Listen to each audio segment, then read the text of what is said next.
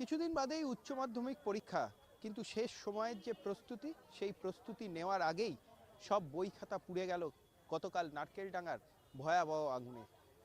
অসুস্থ হয়ে পড়লেন তিনি। কিভাবে তিনি পড়াশুনো করবেন, কিভাবে তার আগামী দিনটাকে এগিয়ে নিয়ে যাবেন, সেই নিয়েই চিন্তায় অসুস্থ হয়ে গেছে। তার দিদি বলছেন কিভাবে তাকে পড়াশুনো করাবো, তার যে সব কিছুই শেষ সম্বল বই, সেই বইও চলে গেছে। খাওয়ার টাকা নেই, নেই কোনো বাসস্থান, কিভাবে তাদের চলবে। একটু কথা বলে নেবো যে গতকালকের আগুন এবং তারপরে সব কিছু পুড়ে ছাই। বোনের পরীক্ষা কতটা, এডমিট কার্ডও নেই, ইউনিফর্মই নেই, কিচ্ছু নেই, বই নেই, কি করে পরীক্ষা দেবে? অ্যাডমিট কার্ড না থাকলে পরীক্ষাতে তো ঢুকতেও দেয় না।